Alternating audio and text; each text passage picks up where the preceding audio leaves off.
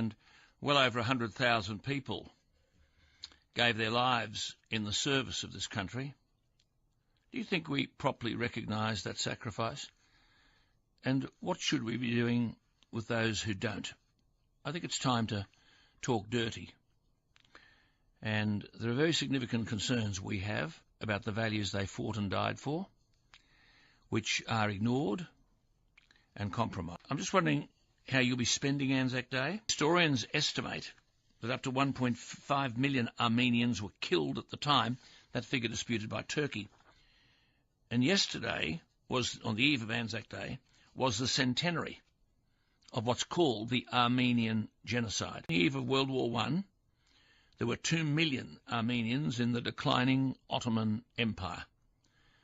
By 1922, there were fewer than 400,000. The others, some 1.5 million, were killed in what's known as the Armenian genocide. On April 24, 1915, the Turkish government arrested and executed several hundred Armenian intellectuals. After that, ordinary Armenians were thrown out of their homes and sent on death marches through the Mesopotamian desert without food or water. Frequently, the marchers were stripped naked and forced to walk under the sun until they dropped dead. People who stopped to rest were shot. At the same time, the Young Turks created a special organisation, which in turn organised killing squads or butcher battalions to carry out, as one officer put it, the liquidation of the Christian elements, as opposed to Islam. Burnt them. Those killing squads were often made up of murderers and other ex-convicts. They drowned people in rivers, threw them off cliffs, crucified them and burnt them alive. The Turkish countryside was littered with Armenian...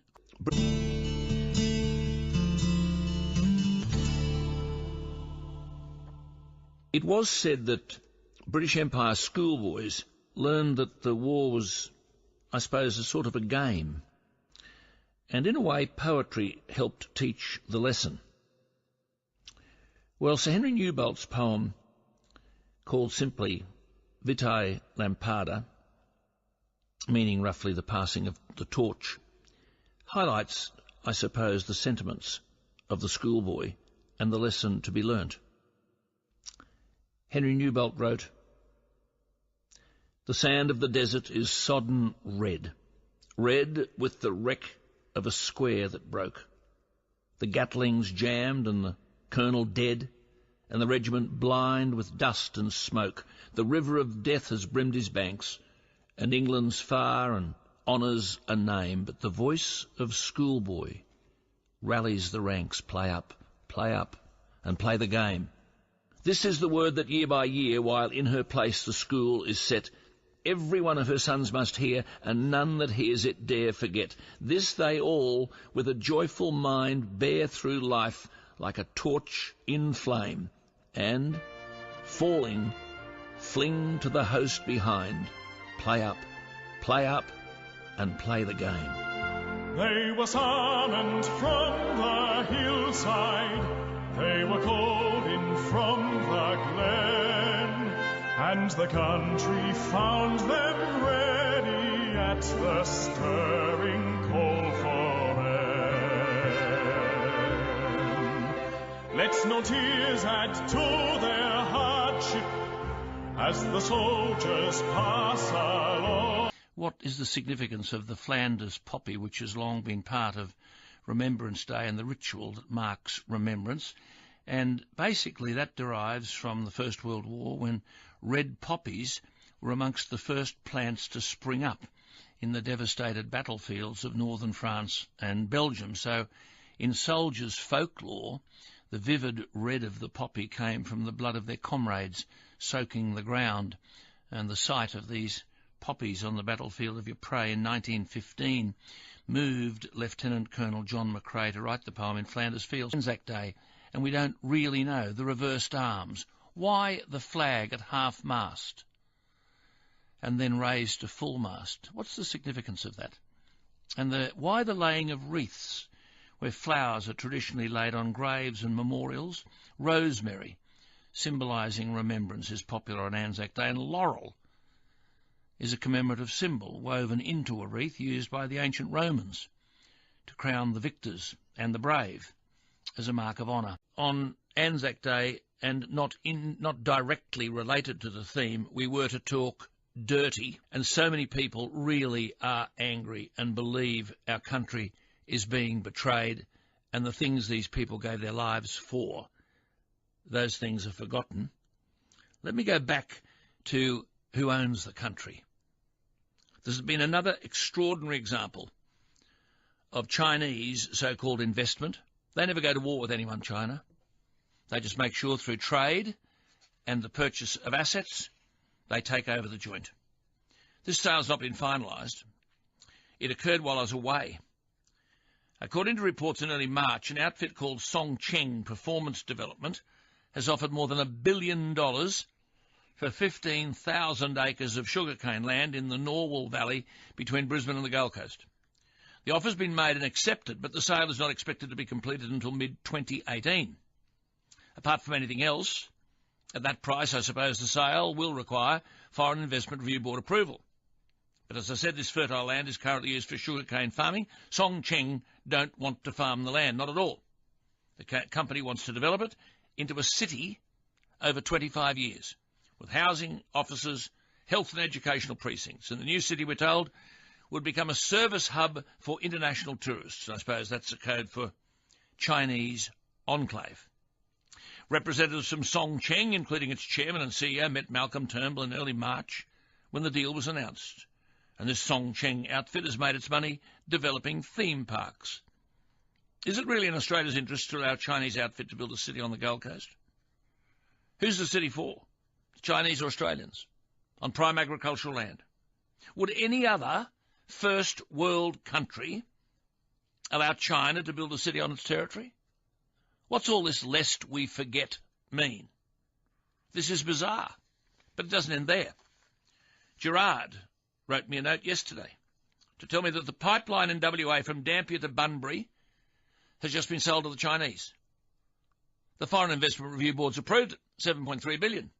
A critical piece of WA's energy infrastructure, which supplies domestic gas from northwest projects to homes and businesses in Perth and the southwest, and the seller Duet Group had been advised that the Treasurer Scott Morrison had no objection to the proposed acquisition, and the Treasurer's approval was not subject to any conditions. And we're told that this Chinese outfit, CKI, which is Chung Kong Infrastructure, quote, already has significant investments in Australia, including majority stakes, I call that ownership, in electricity networks in Victoria and South Australia, as well as control of the Endestra gas distribution grid in Victoria. So there you go. They go to war.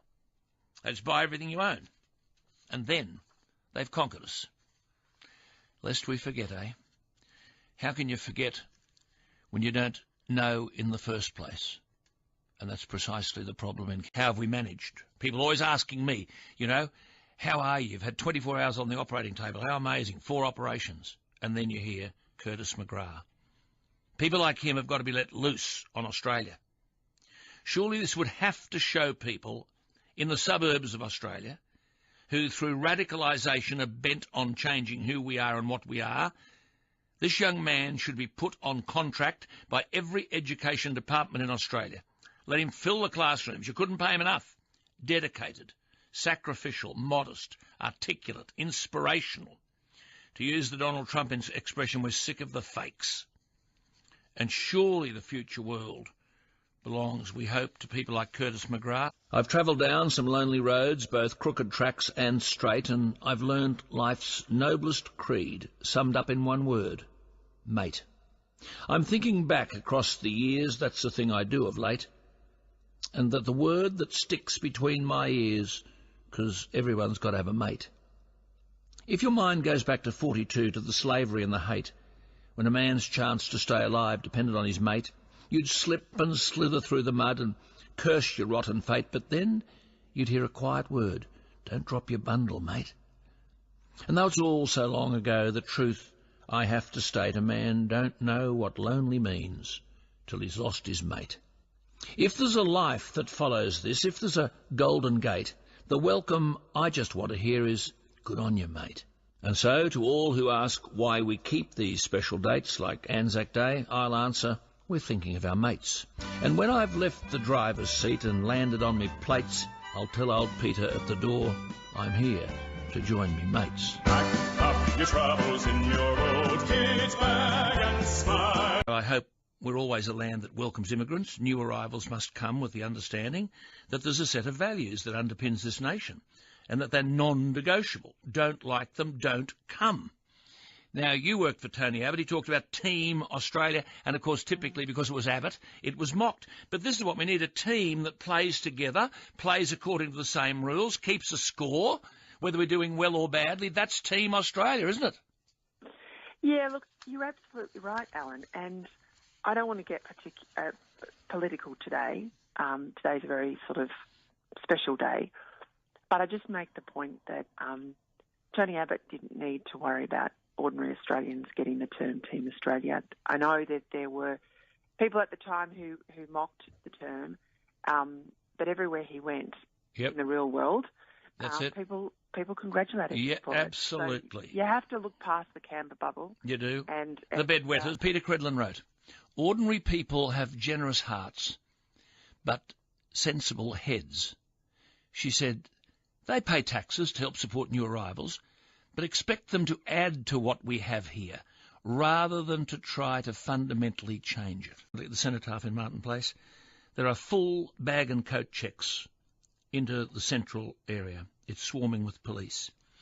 And in Canberra, of course, they've got bollards around the museum, so that the War Memorial, so that cars and trucks can't drive in. And this lady wrote to me, she said, dear God, Alan, is this still the country my family fought for? We should all weep as a nation at this low point. Searches at the Cenotaph, she said. How did our leadership allow our nation to sink this low? Now, what you wrote at the weekend, Peter Credlin, she said this, we shouldn't need anti-bullying programs in schools because it should be second nature to teachers and fellow classmates that everyone has to be treated with respect. She said, we shouldn't need anti-domestic violence campaigns. It should be as plain as the nose on your face that men, real men, don't hit women. And she said, shouldn't it be obvious to everyone, including new citizens, that you have to be committed to Australia without the need to take a test? She said, look around your community today. How many of us are prepared to stand up for our values, let alone fight for them? She said, is it fair to ask if we even embody them anymore? The mum with 5 kids to 3 different dads, all now in care, because she's back with another addict loser. The teenager who breaks into a pensioner's home and beats him senseless for not much more than spare change. This is Peter Credlin. The dad who abuses his 3-year-old and shares the sickening images with other perverted minds on the internet. The family who haven't had a real job in 3 generations and expect welfare as a right. She says sometimes you've got to wonder if those men in Shrapnel Valley were the best of us, and we're no longer made of the same stuff anymore. The Gallipoli campaign of World War I was our first military test. Kokoda and the subsequent New Guinea campaign was really the first time Australia's security had been threatened directly. And if Gallipoli forged the spirit, Kokoda saved it. We could have faced invasion, couldn't we? That's right, Alan. And, one of the things I hear repeated over and again, we say, look, at Gallipoli we fought for Britain and lost, but at Kokoda we fought for Australia and won. Yeah. And they were our darkest days. That's historical fact. And our regular forces were overseas, and all we had were the spirit of young men who weren't trained properly for their job, but they were well led, and they knew they were all that stood between the invading Japanese and their families back home. And they knew the Japanese were brutal aggressors, conquerors of foreign lands. And they knew they had to die if necessary. And I'm standing here right at the moment, Alan, looking at almost 4,000 white granite headstones. So this is the service that we honour, that they gave to Australia, the Battle of Kokoda. But now we've got Australians leaving our country, fighting for Islamic State in Iraq and Syria, beheading quote-unquote infidels. And as Charlie Lynn outspokenly has said, and this is what we want, nothing politically correct about Charlie Lynn, raping women, destroying ancient and historical sites, killing innocent civilians in a barbaric fashion the world has never witnessed, well, not for thousands of years. As Charlie Lynn says, the personification of evil, and they want to return home. As Charlie says, to the bosom of our welfare system. We need this bloke leading the RSL. And he says, Charlie, so they can do their best to bang, blow, blast and behead Australian women and children who don't subscribe to their barbaric brand of Islamic extremism. Isn't the day today, Anzac Day, when we fortify ourselves against this betrayal? They'd be turning in their graves if they knew that this was even possible, to allow traitors back into our country to work against us. This is what they died for, to protect the country on our doorstep. These people have come in the back door and they hate Australia. They want to destroy our culture. And we're tolerating it. Taken the bedwetters, the Labor left, the Greens are saying, well, if you don't let them come back into Australia, they're stateless. You've taken their passport away. They have no state to go to. And these people say the greatest crime against humanity is to make a terrorist stateless, even though, as you've said, they've rendered tens of thousands of quote-unquote infidels headless. And we're still debating That's right. whether we should allow these people who have committed treason to be the beneficiaries of our welfare state. This is 2017. This is the legacy. Do we really know what Anzac on the list is? The two dirty apples in the case, and we leave the case untouched and the apples will rot everything else. See, we say today we will remember them. Well, I think what we're remembering today in part as well, and don't forget it, is the extent to which our diggers are being sold out by some Australians, and we've got to root them out. This is an immortal statement about Anzac Day. It's called, "Why do we wear a sprig of rosemary?" "Please wear a sprig of rosemary," the lady said, and held one out, but I shook my head. Then I stopped and watched as she offered them there, and her face was old and lined with care, but beneath the scars the years had made there remained a smile that refused to fade. A boy came whistling down the street, bouncing along on carefree feet. His smile was full of joy and fun. "Lady," said he, "may I have one?" When she'd pinned it on, he turned to say, "Why do we wear rosemary today?" The lady smiled in her wistful way and answered, "Today is Anzac Day, and the rosemary there is the symbol for the gallant men who died in war. And because they did, you and I are free. That's why we wear a sprig of rosemary, you see." I had a boy about your size, with golden hair and big blue eyes. He loved to play and jump and shout. Free as a bird, he would race about. As the years went by, he learned and grew and became a man, as you will too. He was fine and strong, with such a boyish smile, but he'd seemed with us such a little while when war broke out, and he went away. I still remember his face that day, when he turned and smiled at me and said, "Goodbye. I'll be back soon, Mum, so please don't cry." But the war went on, and he had to stay, and all I could do was wait and pray. His letters told of the awful fight. I can see it still in my dreams at night, with the tanks and guns and the cruel barbed wire, and the mines and bullets and the bombs and fire, till at last, the war was won. And that's why we wear a sprig of rosemary, son. The small boy turned as if to go, and then said, "Thanks, lady. I'm glad to know that sure did sound like an awful fight. But your son, did he come back all right?" A tear rolled down each faded cheek. She shook her head, but didn't speak. I slunk away in a sort of shame. And if you were me, you'd have done the same. For our thanks in giving is oft delayed, though our freedom was bought and thousands paid. And so when we see a sprig of rosemary proudly worn, let us reflect on the burden borne by those who gave their very all when asked to answer their country's call, that we at home in peace might live. Then wear a sprig of rosemary and remember those who no longer live. There'll always be blue skies after the rain. There'll always be stars that shine. And often I meet in memory lane that soldier boy of mine.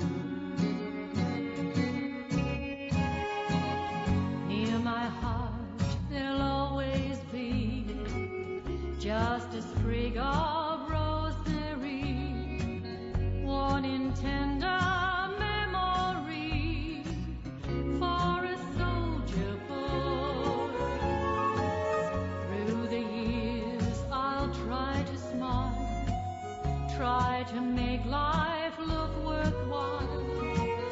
Carry on the same old style for a soldier boy.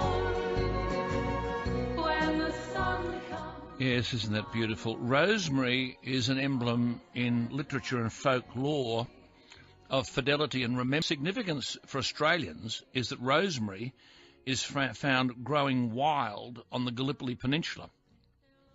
Hence the sprig of rosemary, eh? I just had a note from one of my listeners. Malcolm Turnbull said this morning to soldiers in Afghanistan, the most profound way to honour the Anzacs is to support you. The truth is, my listener says, the actual most profound way would be to do his bit to honour the principles the Anzacs fought for: freedom of speech, safety and security at home, and a peaceful Australia. Would those men and women who died for this country ever have imagined that proceeding governments would fail Australia to the point that we need bag searches and security fences around Anzac Dawn services? Would they ever have imagined that we would end up so ultra-tolerant to everything that we'd end up almost ashamed of what we once were? Spare us the poetic gestures, Prime Minister. Wonderful stuff. In 1856, Queen Victoria signed a royal warrant instituting the Victoria Cross. It evolved into the supreme decoration for gallantry in battle, be a member of the British and Commonwealth Armed Forces. Our first Victoria Cross went to Sir Neville House, the only one ever awarded to a medical member of the Australian Forces. We, Australia, have provided 96 recipients of Victoria Crosses. So well may we say on Anzac Day, abide with me. I fear no foe. I wonder, with thee at hand to bless, ills have no weight, tears no bitterness. Where is death's sting? Where, grave, thy victory? I triumph still, if thou abide with me. Long may the example of our Anzacs abide, and may we fight to defend those examples. Thanks for your time today. See you tomorrow.